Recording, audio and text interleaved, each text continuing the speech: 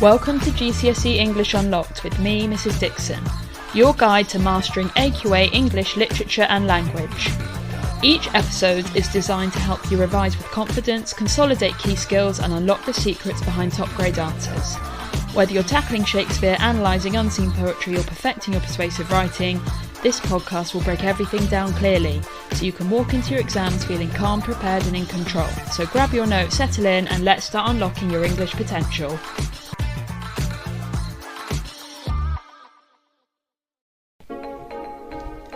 Welcome to the 10-minute revision blaster, the quick, powerful way to get GCSE English Literature unlocked. In today's episode, we're diving into Neutral Tones by Thomas Hardy, a bleak, reflective poem about love that's turned cold.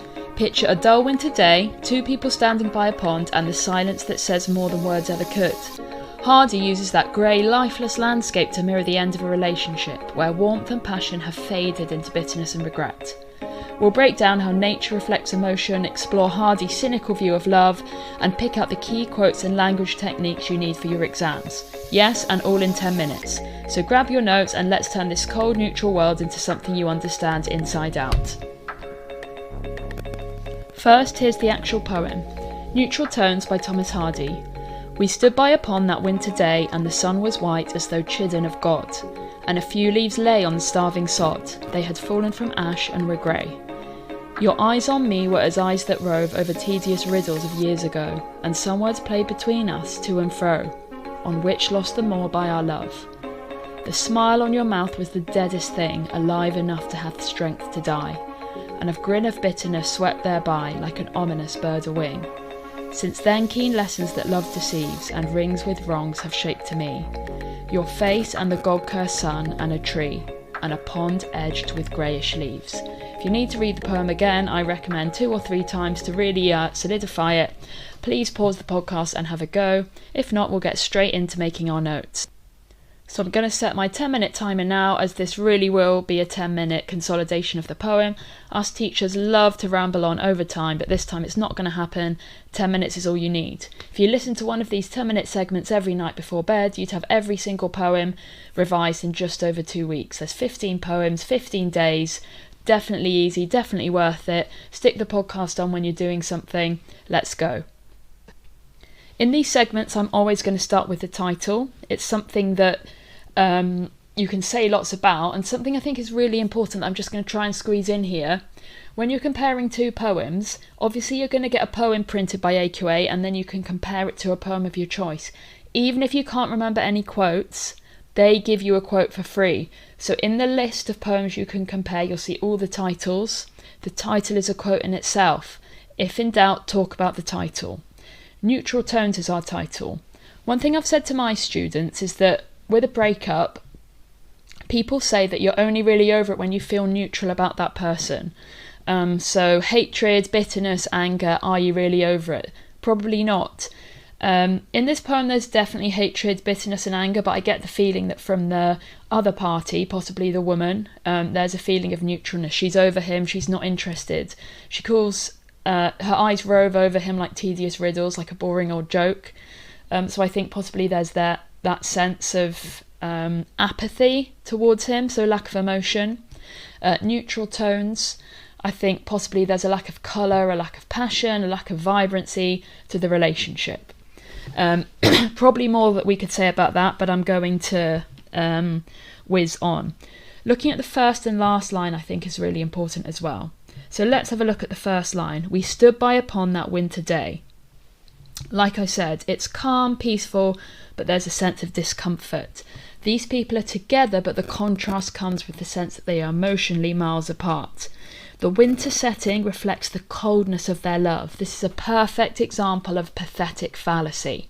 So write that down in your notes now if you haven't already. This just means that the weather mirrors the mood. And look at that word stood. It's static. Nothing moves, nothing grows. This is a relationship frozen in time. It's neutral. Nothing's happening. Really nice opportunity there to zoom in on the verb stood.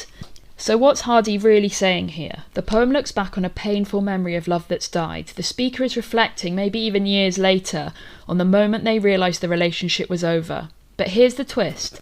Hardy doesn't just describe one sad moment. By the final stanza, we realise this memory, it shaped his whole view of love. He's learnt that love can deceive and hurt. It's turned him bitter. And he says, since then, keen lessons that love deceives. You can hear the cynicism in his voice. Love hasn't made him softer. It's made him guarded and mistrustful.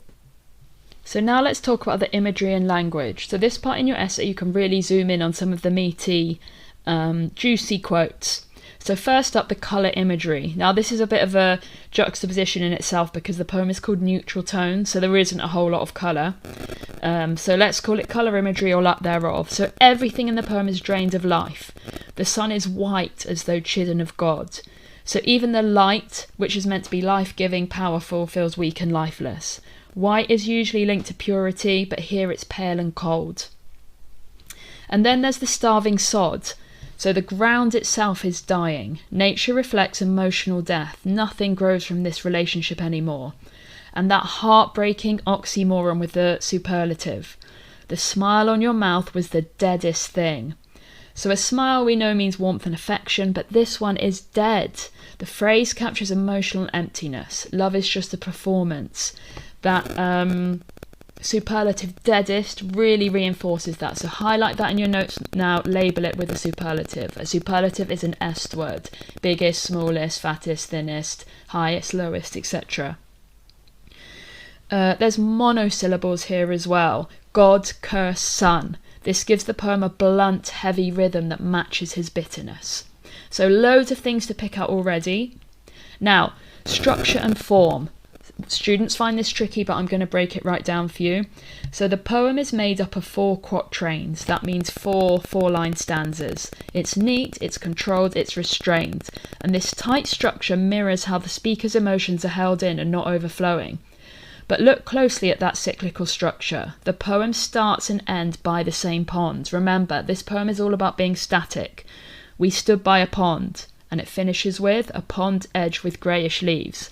The circular form shows that the memory keeps looping in his mind. He can't move on. It also mirrors how the bitterness of love keeps repeating in his life. This is again reinforced by the ABBA rhyme scheme. It traps each stanza like the speaker is trapped in his own sadness. He's trapped in the memories. He's haunted. There is something eerie and almost sinister about this poem, like he's haunted like by the ghost of his ex, by the ghost of his ex-lover. He can't move on. In terms of the structure, it's neat, it's tight. He is imprisoned by these memories of lost love. And this is something loads of people can relate to. Relationships can be really hard to move on from. So even a modern read, this could take place at any time. We could call it timeless emotions. This sense of hopelessness. Context. So a very quick word on context. You don't need to say lots about this in your essay, but you do want to mention it. Thomas Hardy wrote during the Victorian period, a time of social change, industrialisation and the questioning of religion. Hardy himself was unlucky in love, he experienced heartbreak, and his poems and novels often reflect a pessimistic view of love and fate. He believed that the universe or God was indifferent to human suffering, and you can really feel this in the poem. This is not a positive poem, and it's really hard to find hope here. Which I guess is maybe why some people are put off of it. He uses this is such a powerful phrase, honestly, so underline this in your notes. The God curse sun. It hints at this idea of hopelessness. So not only has love failed, but even nature and God seem to be punishing the speaker. God seems to have kind of abandoned him, I guess. Okay, so top quotes for the exam. Let's move on, and I'm going to finish like I always do with my 10-minute blast of looking at the last line, because that is the key to unlocking the meaning of the poem. So these are my 4 top quotes that you must know, and try to recall them. Again, write the 4 notes down. If you spend 5 minutes after this learning them off by heart, not only is that a whole poem revised in 10 minutes, but those extra 5 minutes you're going to have learnt 5 quotes. The sun was white as though chidden of God. This is lifeless imagery. It suggests divine disapproval and emotional coldness. Even God has chidden, he's rejected the lovers or the speaker. The smile on your mouth was the deadest thing. This is an oxymoron. It shows lost affection, pointlessness, hopelessness, pretending. Keen lessons that love deceives, bitterness and distrust. So he hasn't even had like a positive learning experience from this. It's a negative, and he feels that all he's really learned is that life is hopeless, love is hopeless. Then we're going to go on to our last line. The last line can often unlock the meaning of the poem. And a pond edged with greyish leaves. So this is a cyclical structure, and this is a symbol of decay and emotional stagnation. So remember, things aren't quite dead here. Remember that the smile still has strength enough to die, and it's the same here. The leaves are grey, they're not black or have disappeared completely. This sense of grey is kind of, I think it has connotations of decaying, of things rotting away, and emotional stagnation as well. When we talk about the grey area in life, we don't really know where we stand, we're not really sure where we are, and that's definitely where Hardy is here. He's confused, there's a lack of life, but it's not quite dead for him yet. This is not a man who is over this woman, he hasn't moved on. So, summary and key themes. Neutral Tones explores the death of love, the bitterness of memory, and the way emotion fades into numbness. Nature is a mirror for heartbreak. Everything is colourless, cold, and drained of life. It's bleak, it's reflective, it's cyclical. He is trapped in these memories, he's not over his ex, and he cannot move on. What can we compare this poem to? So, a great overall match is When We Two Parted by Lord Byron. Both of them focus on the pain and bitterness of lost love. Both poems deal with the aftermath of a relationship. Both the speakers are hurt and resentful. Byron writes, "A knell to mine ear," comparing loss to a funeral bell. Both use cold imagery. Winter Swans, this is such a great comparison. Both are about difficulty and reconciliation. However, Winter Swans, they come back together. Neutral Tones, they don't. Hardy's tone is bleak and final. Shears is hopeful and redemptive. Love's philosophy. Shelley speaker longs for unity. The fountains mingle with the river.